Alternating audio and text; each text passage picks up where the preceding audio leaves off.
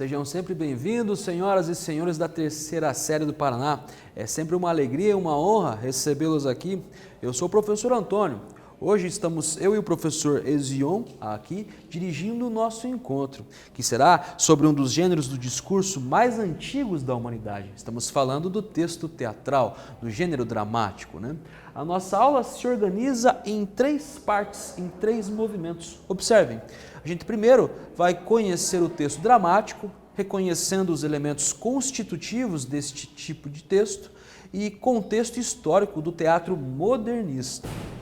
Num segundo momento, vamos reconhecer a finalidade de um texto dramático e, finalmente, compreender como o humor decorre da quebra de expectativa e pode dissimular, muitas vezes, uma crítica social. Pois bem, observem no nosso quadro mágico a nossa iconografia, essa representação em linguagem não verbal, clássica, né? Nós temos 2 máscaras, né? As personas, né? Uma sorri, fazendo uma referência clara à comédia, ao passo que outra apresenta uma boca invertida, uma expressão triste, representando, por assim dizer,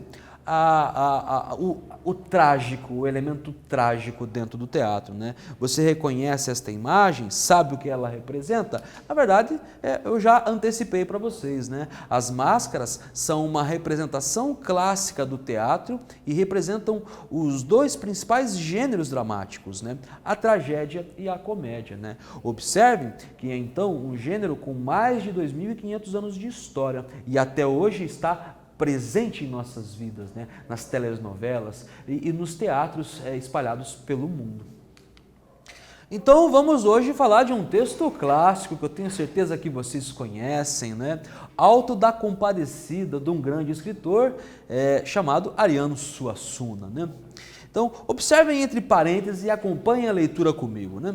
Chicó e João Grilo estão na frente da igreja de Padre João. Querem convencê-lo a benzer o cachorro de sua patroa, a mulher do padeiro. Chicó, Padre João, João Grilo, Padre João, Padre, aparecendo na frente da igreja, que gritaria é essa? Chicó, mandaram avisar para o senhor não sair, porque vem uma pessoa aqui trazer um cachorro para o senhor benzer. Padre, para eu benzer? Chicó, sim, padre, com desprezo. Um cachorro? Chicó, sim, padre, que maluquice, que besteira. João Grilo, cansei de dizer a ele que o senhor não benzia. Padre, não benzo de jeito nenhum. Padre, e o dono do cachorro de quem vocês estão falando é Antônio Moraes? João Grilo, eu não queria falar, com medo de que o senhor se zangasse. Padre, desfazendo-se em risos. Zangar nada, João, falei por falar, mas também vocês não tinham dito de quem era o cachorro? João Grilo, quer dizer que benze, não é? Padre, não vejo mal nenhum em se abençoar as criaturas de Deus.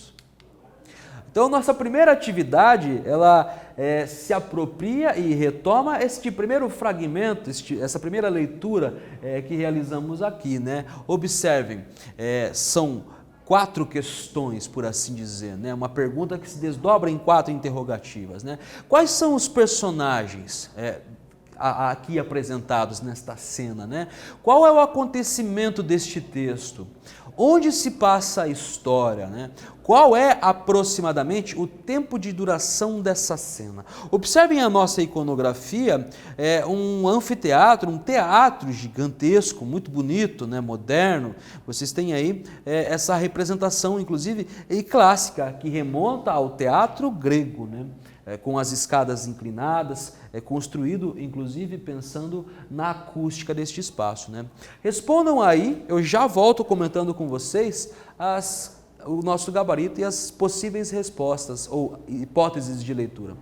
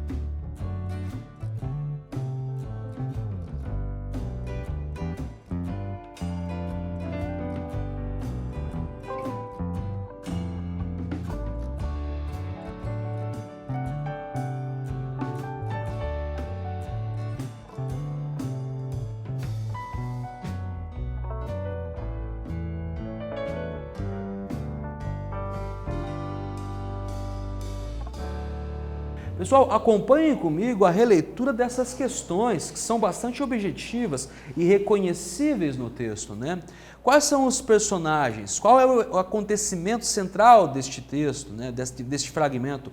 Onde se passa a história? Qual é aproximadamente o tempo de duração dessa cena, né? Pois bem, Chicó, João Grilo e o Padre João são os personagens que estão ali interagindo, né? A conversa sobre o padre benzer um cachorro, é esse o assunto, o tema principal deste fragmento, né? O espaço onde isso se passa é em frente à igreja, né? E o tempo de duração dessa cena é muito curto, né? São uns minutos, né? Eu li com vocês aí em pouquíssimos minutos, né? Vocês provavelmente conheçam esse ator genial do nosso cinema, da nossa dramaturgia, né? Matheus Nastergaile, né? Ele, inclusive, é um dos personagens clássicos do Alto da Compadecida, né? O João Grilo. Pois bem, o texto dramático ou teatral são aqueles produzidos para serem representados, encenados e podem ser escritos tanto na poesia como na prosa, ou em versos ou em frases, por assim dizer, né? Apresentam diálogos, enredo, tempo, espaço e normalmente são divididos em atos ou cenas. Observem que é um gênero narrativo, nós temos literalmente uma história, mas essa história ela é escrita para ser encenada através das cenas, da atuação de personagens, né, que, por assim dizer, representam estas personas, né? Observem a nossa imagem à esquerda, um lindo teatro clássico, né, quase barroco, né, de tão rebuscado toda essa arquitetura, né? Lindo mesmo. Pois bem, vamos para a nossa atividade segunda, né? Quais são os elementos que se constituem como essenciais na construção de um texto teatral? Observem que é uma pergunta genérica, né? Ela se refere ao geral, né? E a nossa imagem, vocês devem conhecer esse teatro nosso aqui de Curitiba, né? Pensem aí, eu já volto com vocês comentando o gabarito.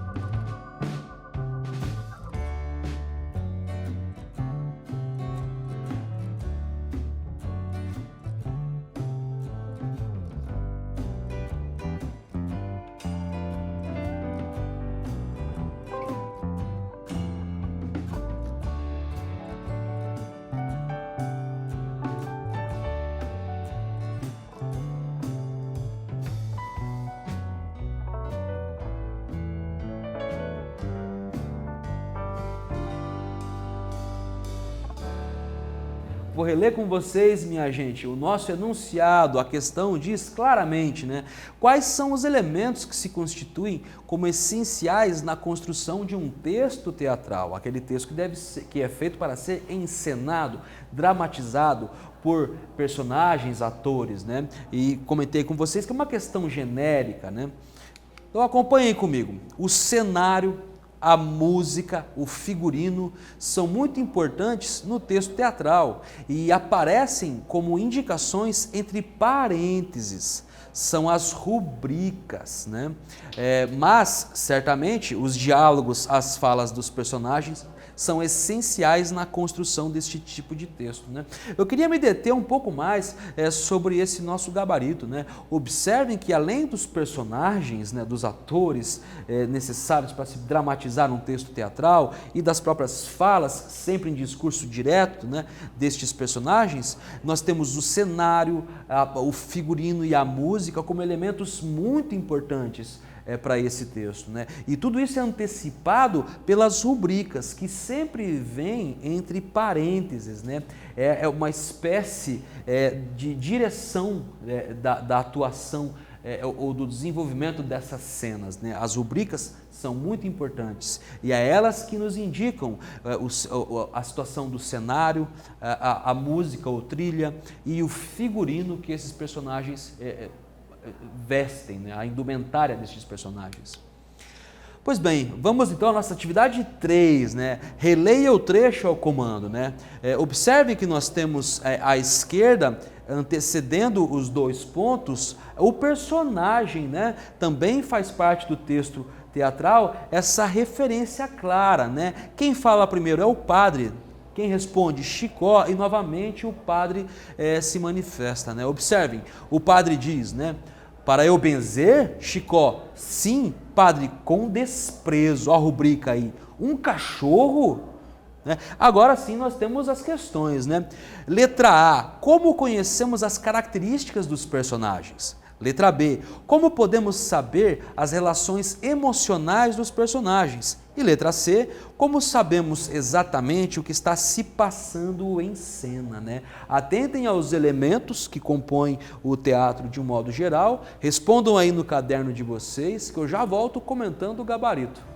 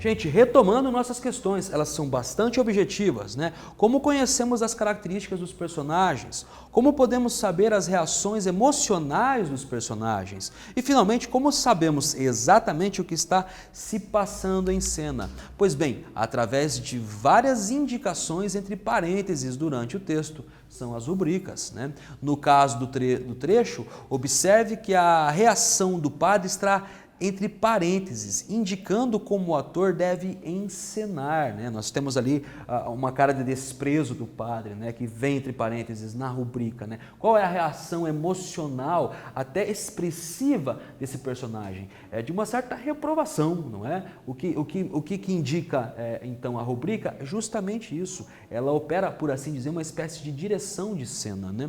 Observem a nossa imagem, uma fotografia, né? Nós temos ali alguns atores numa espécie de círculo, né?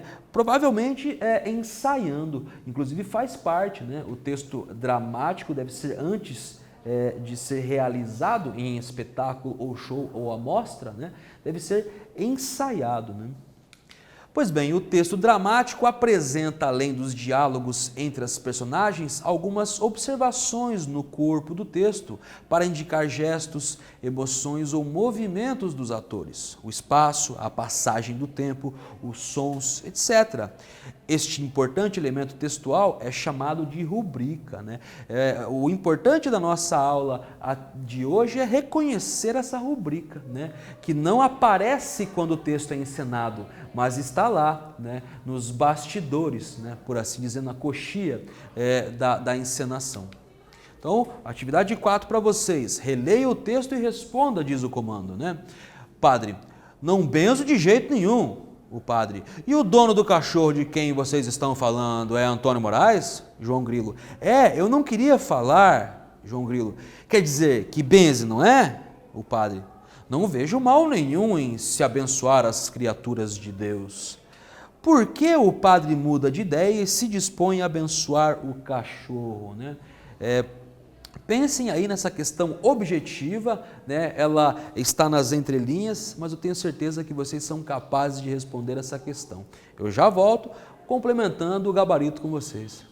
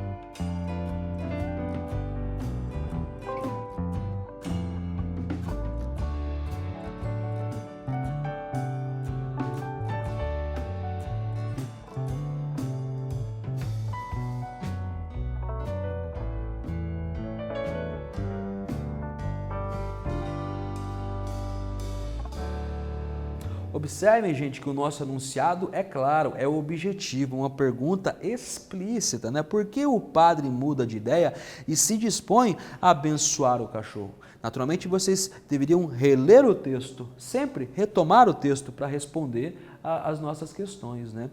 E não é difícil, o padre muda de ideia porque o senhor Antônio Moraes é um rico fazendeiro e personalidade eminente, importante na região, né? Note-se a crítica social e as instituições que toda essa cena encerra, né? O padre é hipócrita ao dizer que só benze um cachorro conforme a relevância social do dono do animal, né? A princípio, o padre de fato se recusa e a sua resposta é de certa reprovação. Como assim benzer um cachorro, né? Por quê? Porque vinha de um comerciante local, né? Uma pessoa mais simples, né? No extrato social, por assim dizer. Mas quando ele descobre que o cachorro em questão é de um fazendeiro, uma personalidade eminente, conhecida na região, na cidade, ele muda completamente de ideia, né? Bom, o teatro moderno surgiu pela necessidade da criação de um formato de arte teatral com a qual as pessoas comuns pudessem se identificar. Observem o apelo popular deste projeto estético do teatro modernista, né? O teatro moderno é feito de forma rica em símbolos e ideias, elementos psicológicos e expressionistas que visam descrever a realidade atual e suas nuances.